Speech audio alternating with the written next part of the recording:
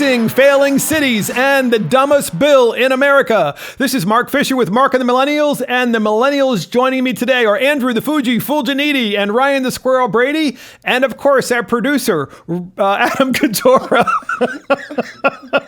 So, first up, Trump spoke at a rally in Ohio about the inner cities and the destructive nature of the Democratic one-party system, and I thought it was fantastic, and we have a clip on that, and here's the clip. No one has paid a higher price for the far left's destructive agenda than Americans living in our nation's inner cities. For decades, these communities have been run exclusively by Democrat politicians. The Democrats have taxed and regulated jobs and opportunity out of these cities. I don't remember the last time any president or any politician actually spoke to the issue of America's failing cities, the big cities in particular.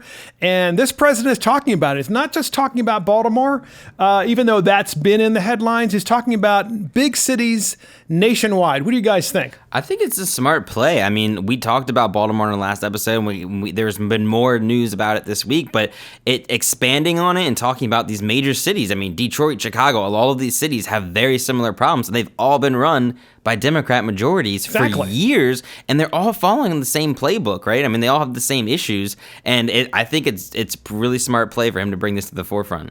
Yeah, it's kind of crazy, though, because Trump brings something to an issue, and then everyone's like, oh, nothing's wrong. Then all of a sudden, all eyes are on the cities he mentioned, like, oh, yeah, there's quite a lot of things wrong with these cities right now, and we totally said that those problems did not exist. Okay, so derangement syndrome again. And, of course, Trump, understanding this exchange he's had with Elijah Cummings of Baltimore, he decided to send his HUD Secretary, Ben Carson. Now, I just want to set this up. Ben Carson went to Baltimore City, and a lot of people think, that's the first time he ever went to Baltimore because, after all, he's the HUD Secretary. Why would he go to Baltimore? Because Trump doesn't care about Baltimore. The President of the United States appointed Ben Carson, who is a Johns Hopkins trained physician and practiced, and he's a renowned world neurosurgeon from Johns Hopkins. He grew up in Detroit, but he spent most of his adult life in the city of Baltimore. If anyone understands this city, he does. Here is Ben Carson. We have a clip of it. Here. Well, just in the last year, when you look at all the federal money that has come to Baltimore, it's been in excess of $16 billion. That's a paycheck I would like. I don't think there's been a lack of investment. I think perhaps we need to look at how that investment is utilized. Exactly. Yeah, so there you go. Yeah. In excess of $16 billion going to the city of Baltimore. This is Ben Carson, who did his homework before he went to the city. He's talking about this in the city of Baltimore. In the backdrop, of course, you have, incredible trash all over the place. You have weeds growing, literally in alleys, in the streets. I mean, it's just awful. And he's just saying, look, we put all this money in the city. I'm here to talk about what we're doing and what has been done over the years. Who's held to account for all of this? Guys. It's the city. It's the same leadership decades and decades over again. And we've seen the feds step in with the money with a $16 billion number, which is astronomically insane to me. Then you have the state giving more money, as always. And from our last podcast, we talked about it on a more local level, is that they're trying to remove abandoned and blighted homes so there's more open space to redevelop the areas and hopefully rejuvenate it. But that's a small drop into the pond of a bigger issue that's compounded over decades and decades of mismanagement. Exactly. Right. Yeah, I mean, to piggyback on what I said earlier, I mean, the reason I think this is a smart play for Trump, and if they play it well, is that for decades the Democratic Party has has promised things, and that's how they hold power. Is that we're gonna bring the bacon home, we're gonna bring the money to the city, and like Ben Carson was saying, they brought $16.8 billion into the city of Baltimore, and what's happened? It's a rat-infested city. It's a failing city. The schools are failing. The government's corrupt. So money's not the answer. So what the Trump administration needs to do is bring to light and say, look, all they can promise you is money. They're succeeding. They're bringing home the bacon, but what are they doing with it? Exactly. That's what they need to talk about. Right? Showing a lot with it. And as again in our last episode, we did say Baltimore has a lot of great things, a lot of positives, but unfortunately, a lot of the positives are outweighed with all the negatives that are compounded. Because if you're a local there, the problems are there, and they're very prominent in your day-to-day life. Yeah. And then all of a sudden, the national news comes like, oh, Baltimore's great. Baltimore doesn't have any problems. I don't know what Trump's talking about. It's like, wait a second. There's rats on videotape. I think we have a clip about it sooner or later. And then we also have just trees growing out of homes. The murder rate per capita is higher than some and we have the third world strictest countries. gun laws on the strictest gun laws in the country. And it's like most of the guns are either stolen or bought illegally. So how do you fix that? And Carson, Ben Carson, Secretary Carson, he had his press conference at the Morning Star Baptist Church of Christ in Baltimore City. And church member Gregory Evans was there, and he asked the secretary to move off of the church property because he didn't ask for permission. Meanwhile, Carson's there to talk about, of all things, how to make Baltimore better and how to account for the money. And this gentleman who is there at the church and he's running some Bible study programs said, no, you can't do that here. You can't do that here. And so Carson moved into the alley, of course, and did it there. And then, of course, the pastor said, oh, just ignore the alley because eventually we're going to turn it into a parking lot. And so don't look at all the trash because contractors throw the trash into the alley. And you're thinking, wait a minute, the church owns this, adjoining property and they're not even using their parishioners to get rid of the trash. Gentlemen, let's talk about this. Talk about problems that never get fixed. I wonder where all the environmentalists are going to be up in arms because another parking lot with more impervious surfaces are going to be there for collecting all the rain, and that's going to be polluting the bay. Who knows? That's a squirrel moment. I'm just saying. Where would that come from? It was an easy one. No, but I guess it was common courtesy, though, that they maybe should ask, hey, can we film on your church property next to it? Here's the point that I'm trying to make. The point I'm trying to make is how hard is it, Fuji, to pick up trash? You have a church. Go into your lot that you own or the lots next door and get your members of your church pick up the trash. Yeah, well, that's what we're talking about. This is people that say otherwise are wrong when they say this is not a failed city. You brought up that Ben Carson is a Hopkins, surgeon who was a neurosurgeon at Hopkins.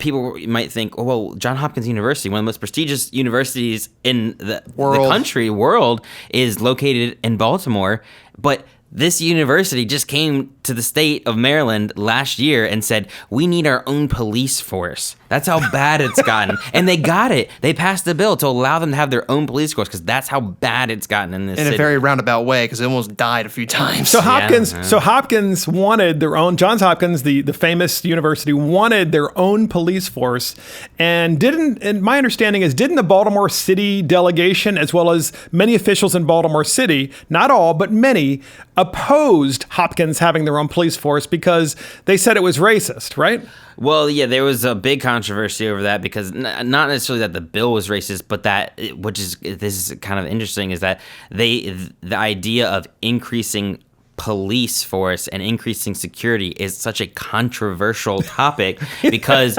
police have such a negative connotation with that community, specifically in Baltimore City, especially with the Freddie Gray riots and all of that. Yep. The Baltimore City police force doesn't have the best reputation. The feds have come in and had to fix a lot of corruption issues and stuff. So I get it. That's understandable.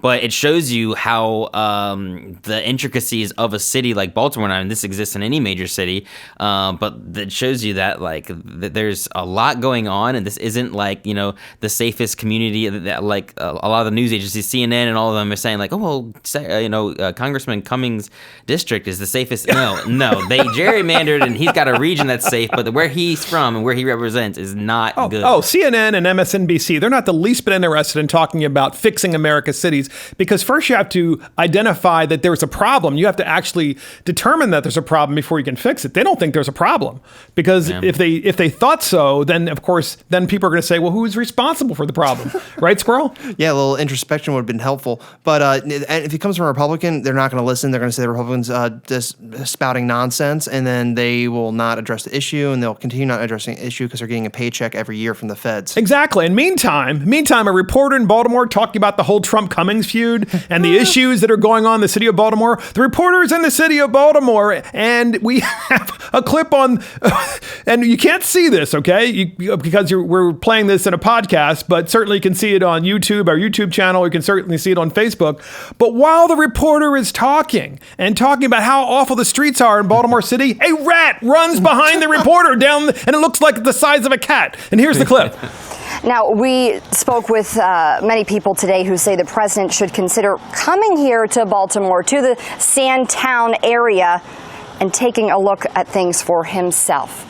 coming up at 5. Yeah, so you have to come and look for things, have to look for yourself. And meanwhile, there's the rat running down the alley that's the size of a cat. It's funny though, because the camera started panning away from the anchor person to following the rat to go down the alley. And I'm like, okay, that's interesting enough. That's drawing a lot of attention to it, clear as day. Interesting news beat, because you got all this immediate initial uproar when Trump makes these tweets or whatever, and people coming to the defense of the city of Baltimore, like, how dare he? And then of course all of this is starting to get uncovered. People like us that know the city of Baltimore are they're uncovering these tapes of Cummings calling it rat infested or drug infested, by calling it infested, using the term. And then you got these reporters out there saying like, oh, you should come see it for yourself. And then meanwhile there's rats and trash in the background just running around, like, boarded up buildings everywhere. I'm not sure I need to come. I see it right there. Yeah. An alley full of weeds and trash, and of course plenty of places for animals, wild animals like rats to hide. And there's a rat right on TV. Yeah. But here's the thing: Donald Trump pointed this out. But where is the mainstream media? Where have they been for decades to point this stuff out? They've been nowhere, right, Squirrel? Yep. Have you seen it as a millennial? Because you have experienced this by going into the inner city of Baltimore and other cities, but have you actually heard people say, oh yeah, did you read the Baltimore Sun today? They're talking about how bad it is here and how dangerous. They like to talk about the homicide rates and the gun violence and how that needs to be resolved, and the intricacies of inner city neighborhoods not getting the necessary resources. But it all probably will stem from mismanagement, because those neighborhoods are being represented by certain leaders that maybe try their best, or they don't, or they're not effective, or the money is spent in a wrong way or to the wrong programs. Nothing gets done. It's like spinning. Your wheels are in mud and you can't get anywhere. Yeah, well, exactly. That's why I think that this could be a smart move for the Trump administration. He's bringing light to it. The media has this huge platform to bring even more attention to it. They've been neglecting these cities for years, right? They're not talking about anything other than maybe crime a little bit, but these cities have been neglected by the politicians and by the media. So well, Trump's finally bringing light to some of these cities that need it. And Baltimore has a big development program called Port Covington that's being run by the Under Armour former president or CEO. But basically, they were trying to torpedo that whole deal because there wasn't enough, affordable housing or something like that. It was like, well, it's going to bring a lot more business and a lot more real estate and jobs. And it's like, wait, you were going to torpedo all of that because of bus routes and low-income housing. And you're like, what?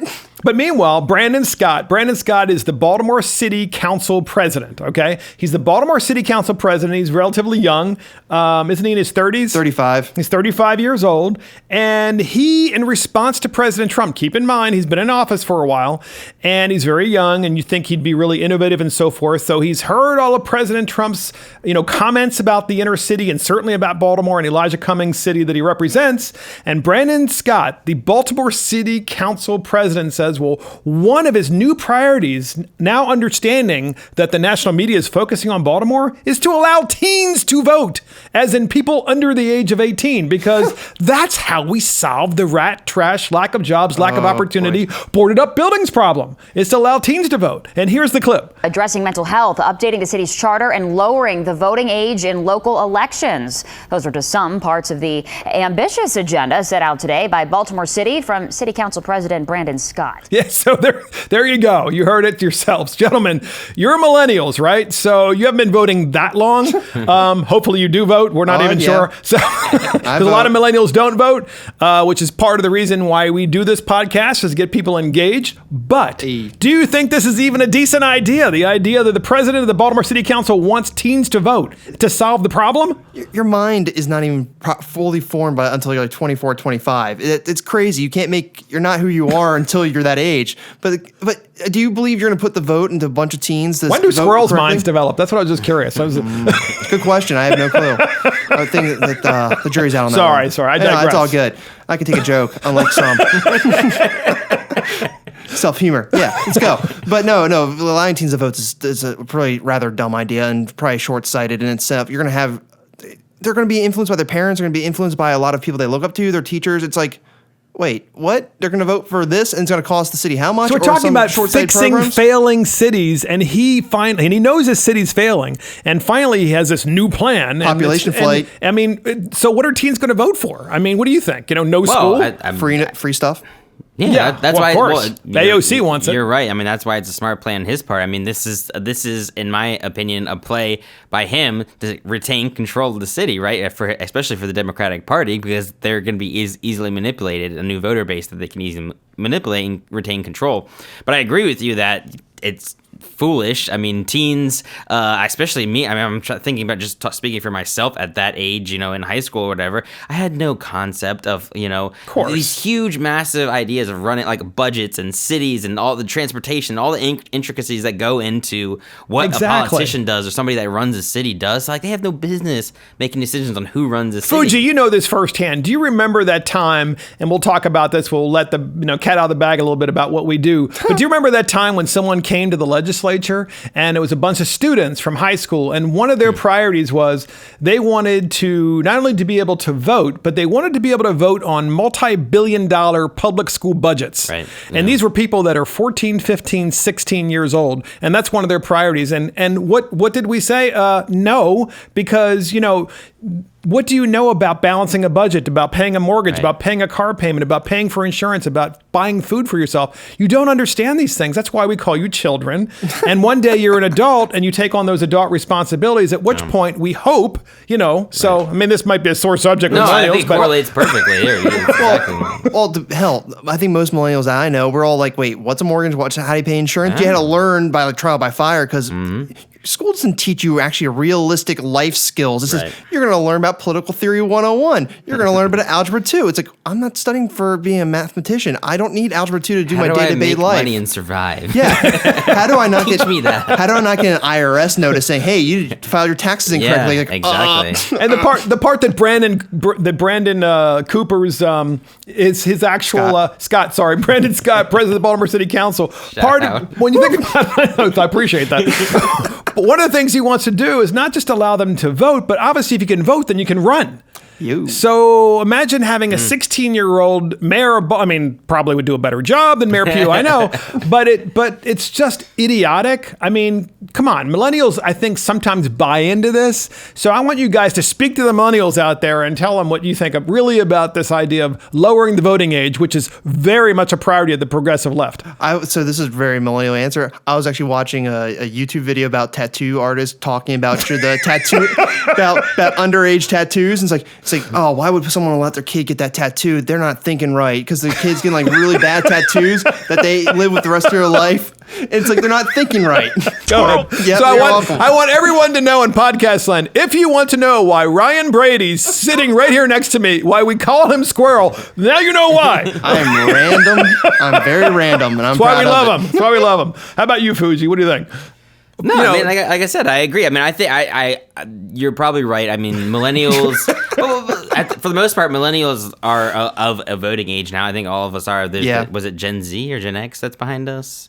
I think Gen Z, after 2000. I think every voting bloc or generation thinks that they should be more have the ability to be more involved in especially now that we're in early 20s and getting up to that age. But we're getting that experience now where we should be able to have a voice. But I think before we have that opportunity, we're in a workforce or you're making decisions over a home or whatever, a family decision, things like that. Before you have those experiences, I'm not sure you're ready to make those big decisions. And I think this is all amplified because of the amount of technology we have at our fingertips, the instant communication, 24/7 news cycle, everything. Yeah. Everyone's like saying they're getting knowledge more ahead of their time than back in the old days. 15-year-old thinks they're an expert, though. Yes. Yeah. You had TV, you're watching news all the time when you're 15, at least I was. You're getting the internet feed, Facebook news, Snapchats from your friends. You're getting all this information. You think you're an expert from it when back in the day, you probably were getting your newspaper. The information wasn't as widely available, and it took a while to get interested into when you're like in your 20s as a working adult, you would actually be informed. Agreed. So talk about fixing failing cities.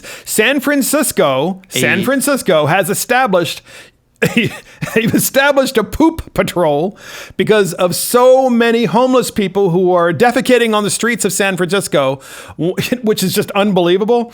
And they've had so many complaints from businesses, so many complaints from residents that they decided to establish a poop patrol. And here's the clip. San Francisco is getting its hands dirty cleaning up city streets. KPIX 5's Jackie Ward is live with the stinky details. Jackie. So edgy. Yeah, Brian, it is a problem that really smells, and Mayor London Breed is throwing a lot of money at it to make it better. The city will soon have a so-called poop patrol out on the streets.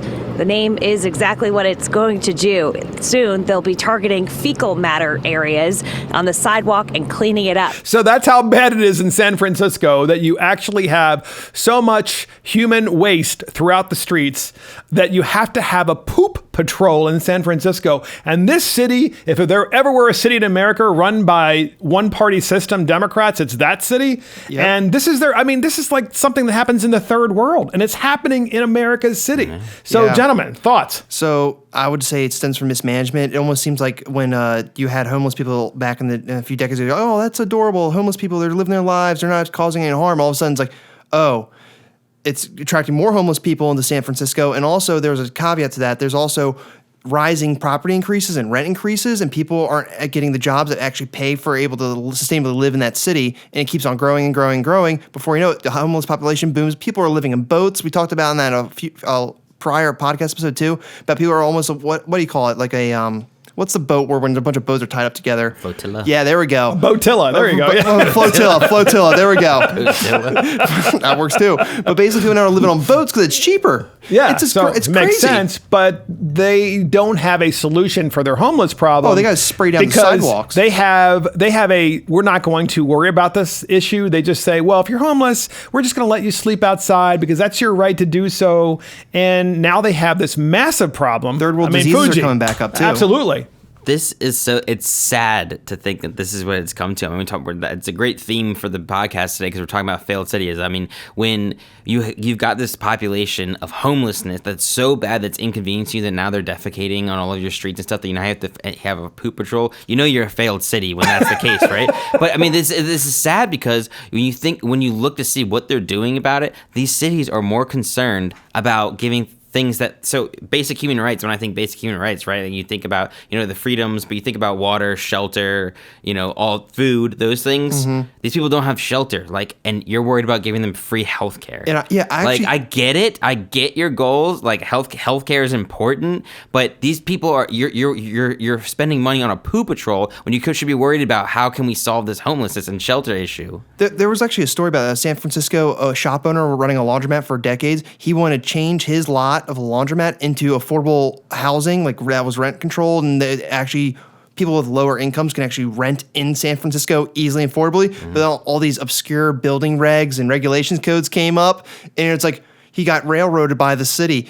Oh, wait, there's too much shade that's going to be put on a playground, but it's like a small corner, and there's already shade in it because there's a tree there, and it's like there's actually some people in San Francisco trying to fix it, normal work people saying, I want to change my business from a laundromat to affordable rent housing. But the city killed it. But here's the thing. Baltimore got $16 billion plus last year in federal aid, of course. And I'm sure San Francisco probably gets federal aid as well for, homelessness and other issues and, affordable housing issues as well. Operating budgets probably too. Yet why do they continue to fail to solve the problem? One of the richest cities in the world, because you really have what seems to be this incredible dichotomy of Democrat-controlled cities.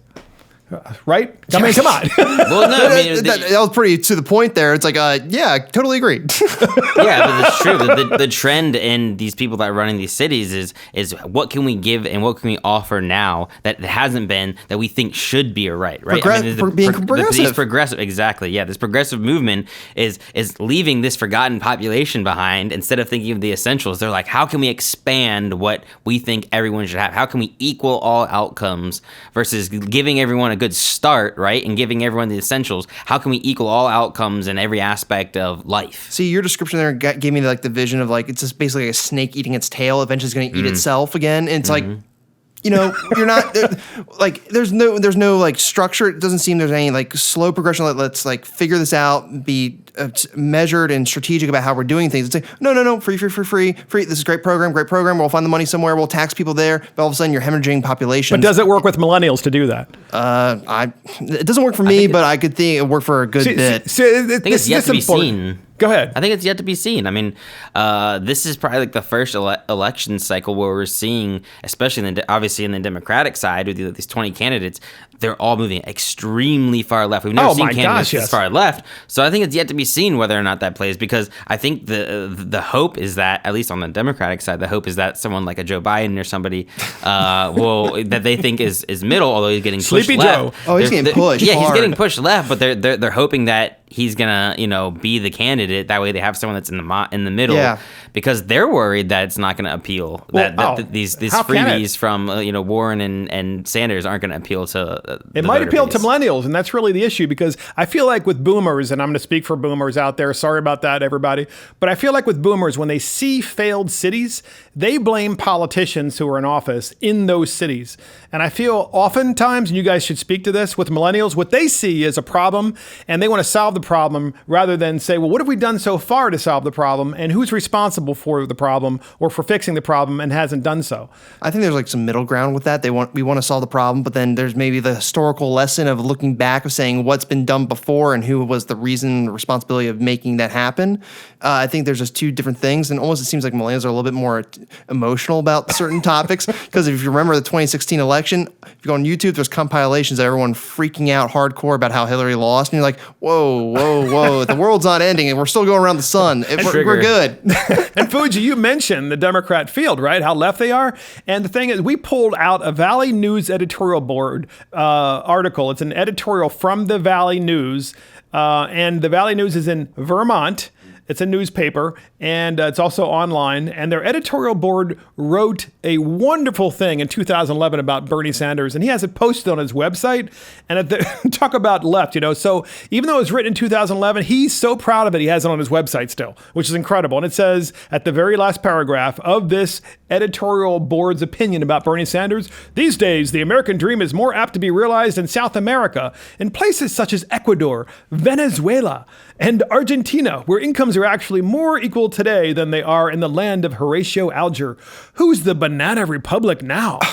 Okay, two things. What were they smoking when they were writing that? And also in academia, that article had been considered dated, so he may want to remove that from his website. Yeah, but he thinks it's still relevant because he obviously has it on his website. Well, as we said before in all other podcasts too, we said Bernie Sanders was the torchbearer for this whole new progressive movement, getting it really energized. All of a sudden, everyone's trying to force him out and not be the torchbearer anymore of it, because you have Warren coming in, you have all these other progressives coming in saying we're going to do even more than Bernie Sanders, and he's like, "Whoa, okay, I'll do it too." Yeah, I think there's a fundamental difference between between a progressive super far left like a Bernie Sanders, because clearly he thinks that the American dream to him is equal outcomes. Yes. And we talked about this a lot on the podcast, but I think, at least for me, and I think a lot of people in traditional, the founding fathers, I think their idea of the American dream is equal opportunity versus outcomes. Mm-hmm. And I'm not saying that I don't think that we're there 100% either with equal opportunity. I think there's some people that are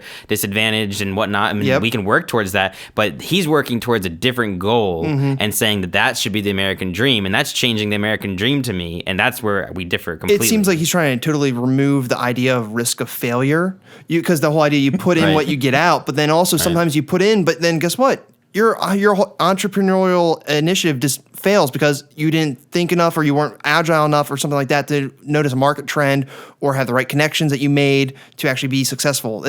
There's risk in everything you do. Mm-hmm. And you want more fairness at the starting gate. Yes. I mean, you really do. Right. And the thing is there was an article that came up about the starting gate fairness issue, which is wealthy parents transfer guardianship of their teen children so that they can get financial aid and a better acceptance rate into really great colleges. So in other words, you got a kid and your kid starts applying for college. So what you do is you transfer guardianship, which is basically a relatively simple process. To an uncle or an aunt, like in an Ivy League school area like Massachusetts. Exactly. And your new parent wow, is poor, and your new parent lives in a poor area, FAFSA. you then, it's exactly right. You fill out the federal standardized forms, and next thing you know, the college looks at you and says, oh, the poor person is really, they're really disadvantaged and so forth. These are wealthy parents that are gaming the system, and if there were ever an issue that's important to millennials, it's the issue of the cost of college and the lack of fairness. So please, millennials, let's talk about this. This scheme right off the bat, guess what that's actually hurting? It's actually hurting the lower income students that actually have the academic aptitude and the drive to actually be successful and learn like STEM degrees.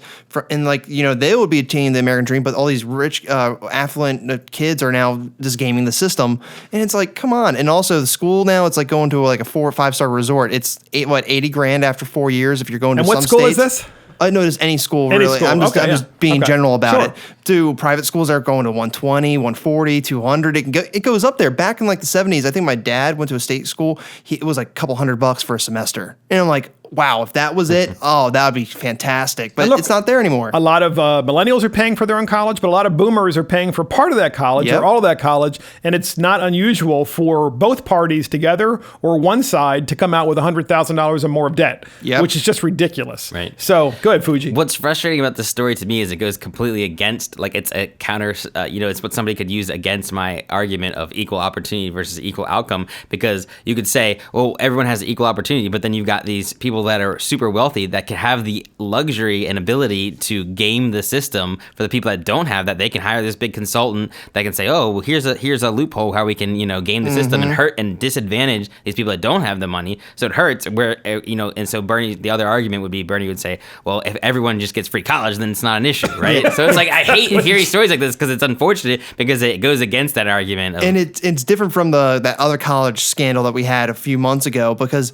this scandal we're talking about now is actually a legal process that they're just using to their advantage. They're just gaming the system. So they're not doing anything illegal per se, but it'll leave a bad taste in your mouth. Like, really? Come on. And this is something that can be fixed probably with legislation, obviously. Also could be fixed potentially with colleges, of course, doing more due diligence. Background check. Schools are, I heard that there are certain schools that are actually doing their due diligence themselves as the university. They're actually doing their further background checks to seeing if that is the case. Are they Thank actually? goodness. They need to go back further, because now there's apparently a lot of these kids are getting transferred guardianship like halfway through high school. Oh my gosh. So before you're even taking the SAT, so you're saying this, and that, and you're like, okay, because they're probably on the free and reduced meal program in high school too, so they can claim that. A billionaire, exactly, which is ridiculous. Or right? they're in private schools and then they go to a private college that's an Ivy League or really expensive. It's just so wrong in many ways, because I think this is what the left is playing on. Of course, they can look at this and they can speak to it,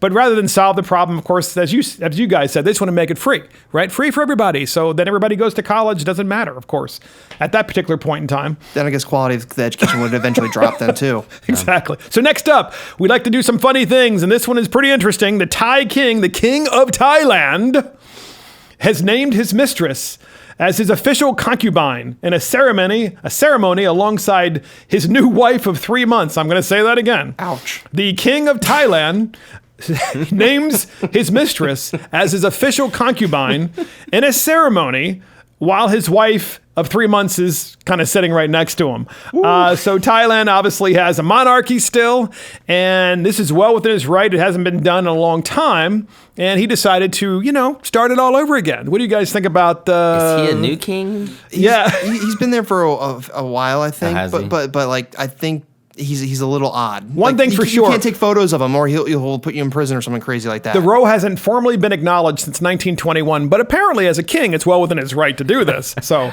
I'm just imagining one of his servants reading him. Well, here's all the things that you can do as king. And he's like, what was that one you just skipped? What was the one about a concubine? No, why don't we do that? Like that's like an old history note. Like the Chinese emperors would have a multitude of concubines. I just think it's like an outdated practice. So has anybody reached out to Monica Lewinsky to get her thoughts on that? She's probably just sitting over here. Man, I got the raw deal on my end. And this is his 67th birthday, and the picture of him online, of course, when you look at the picture, he looks like he's at least in his late 60s, and he's got these, beautiful women all around him. I mean, is that a sponsorship for Viagra? or just to be a king, of course, in Thailand. I guess this is one of the benefits of being a king. I just wanted to. You read this stuff, you laugh, you think it's funny, but I just wanted to hear the millennials millennial, perspective on this. Oh, that's because insane. First of all, That's insane. it's hard to believe there's a king left in the world, right? That we Yeah. actually have, and it really is in charge. It's not, you know. yeah. And that he can pick a concubine? Like, are you Well, serious? it's probably not stopping from picking one, too. He may pick a few more later down the road. That's insane.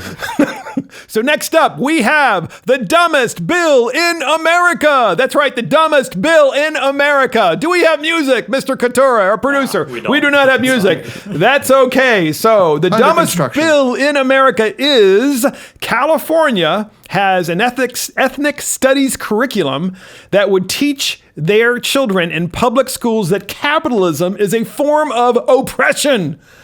So the background on this... The background on this, just so you guys know, is there was a bill passed in the California legislature in 2016, and that bill required this new curriculum. And of course, the educational experts then actually write the curriculum because the bill just spells out broad generalities and so forth, of which I don't really think this was one of them. But naturally, the public education officials have decided to do these things. This is in multiple articles across the United States, in multiple different kind of publications. Clearly, it's the case. Here's a clip. Let's listen to it. A bill which passed in 2016 is now requiring the State Board of Education to develop an ethnic studies curriculum by 2020. This curriculum would serve as a guide for individual school districts when deciding how they would like to implement their own.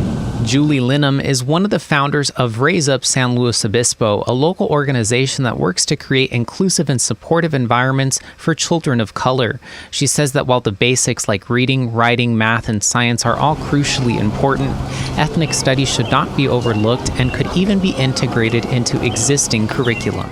So the model curriculum is similar to a curriculum framework, but with a specific focus as the Cesar E. Chavez model curriculum as an example. Oh, wow, that really sounds something that we want to do. And in the Wall Street Journal, it says, begin with economics. Capitalism in this new curriculum is described as a form of power and oppression alongside patriarchy, racism, white supremacy, and ableism.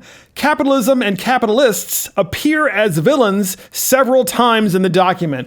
This is what's going to be taught in California public schools. Talk about the dumbest bill in America. Gentlemen, we need to talk about this a lot in a lot of different podcasts, but let's talk. I want to hear the millennial viewpoint. Let's hear it. Squirrel. It's sad to say that I'm not shocked that's coming from California and all places.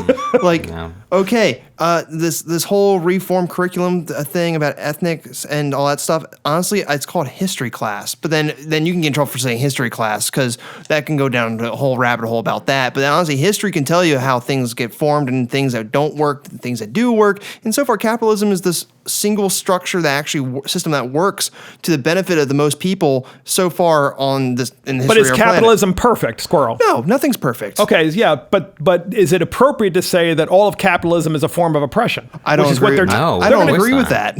I mean, that's insane. Exactly. I don't know how it can be considered oppression. Yeah, this is incredibly dangerous, right? The people who write history control a lot. Yep. And this is essentially what we're talking about Raising here. future generations, that was yeah, right? absolutely. I mean, the curriculum should be, in any class, should be teaching, here's what capitalism is, here's what socialism is, here's what these are, and not giving a perspective on an opinion. Here's what, this country does, here's what this country does, and here's what it looks like. And you can formulate your own opinion from that. But this is incredibly scary, frightening, because basically what they're saying is this state is going to teach that what America has built itself up to be, this economic system that we use, is oppressive. Exactly. This yes. is scary. And it's a broad brush too. It's like what are you trying to nail? Everything that's wrong with human history and human society? Nothing's going to be perfect. Nothing. We're striving to be better. That's what we are. We always try to self-improve. But honestly, try to ingrain this. As you said, history should be taught neutral,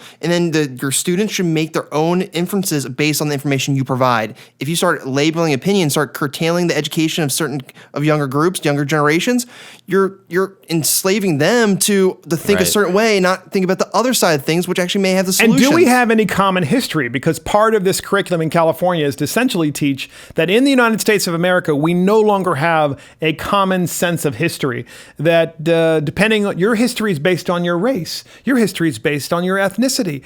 And that is not the American way. I mean, we're supposed to be, from many, there is one. And the idea is we share something in common that makes us uniquely American. And what they want to do is say, oh, no, no, no. We are not one country. We are many different countries. And in fact, everything that this country has been founded on and everything and most of the things that have made this country great, in fact, they are bad and they are racist and they are making your life worse and they're a form of oppression. So therefore, let's overthrow basically they're teaching revolution. See, the thing that makes so great about being America as a country, about being an American citizen, is that we're not subscribing to our ethnic identities or our identities from old states. We maybe call back to our heritage from our ancestors, but we all subscribe to the values of being an American. That's what makes us a whole. We all subscribe and say we support each other because we subscribe to these values and we want to support them and push them out to the rest of the world because that's what we are. We are Americans. It's just being great. That's what we are. We're based on values, not based on old ties to old states. Exactly. Fuji, final thoughts on this. I mean, this is an important subject. I think as an American, I think having something shared is important. Mm-hmm. I think that we can share in how the country was formed. I think that history is important to know, good or bad, right? You know it all. I mean, that's shared. It's like you're in this country and you're reaping the fruits of what happened and how it's formed.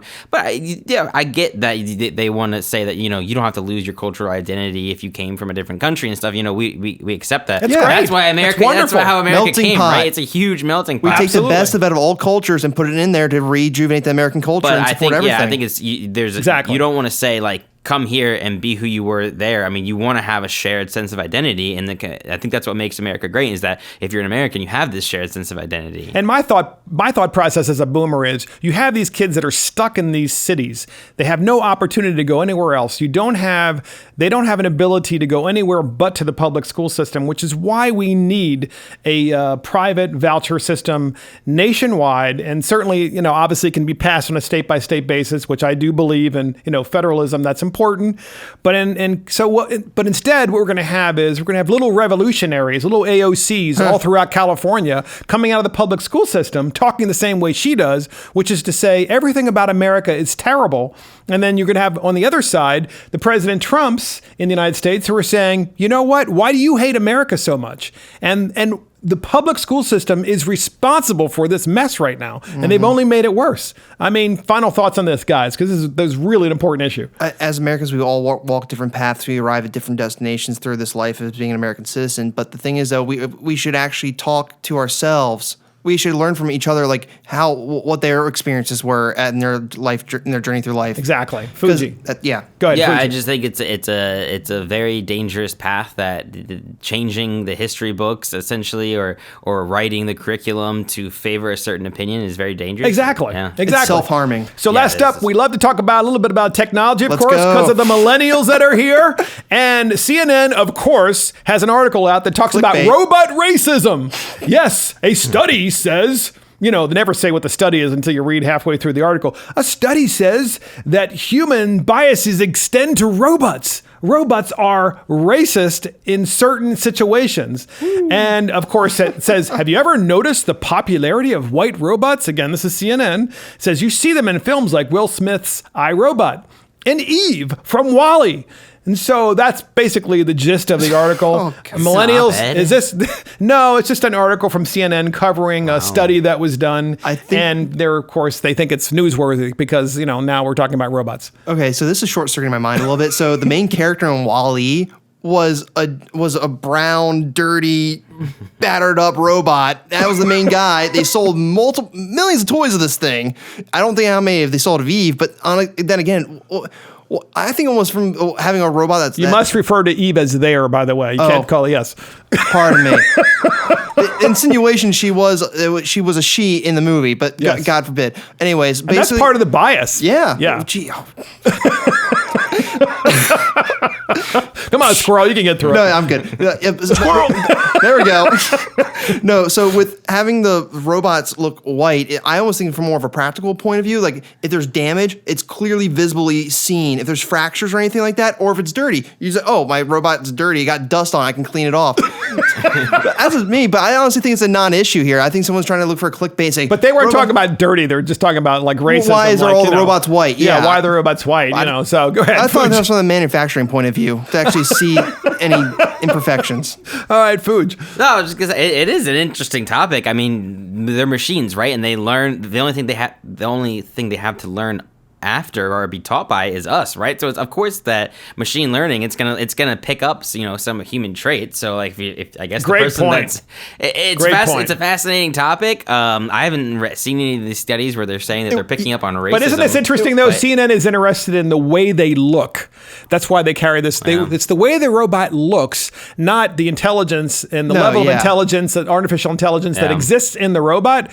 It's funny, they extend that to robots. They also extend that to people. It's the way you look. It's not really what's inside of you that counts. So really interesting. So the CNN clip, they took it from a study in Christchurch, New Zealand, where they showed a white robot with a gun and a black robot with a gun, and they showed it to a bunch of humans for like 1 second. Oh, wow. And they picked more, saying which robot looked more aggressive. They went for the black robot, and it's like it's for 1 second. It's like robot white, robot black. It's like. Yeah, how is that effective study? It's so stupid. Yeah, well, of course CNN picked it up. Of course it did. Naturally. Well, that's it. Thank you for joining Mark and the Millennials. This is Mark Fisher. I want to thank Andrew, the Fuji Fulginiti, Ryan the Squirrel Brady, and our producer, Adam Katura. Check us out on YouTube and Facebook. See you next time. Thank you.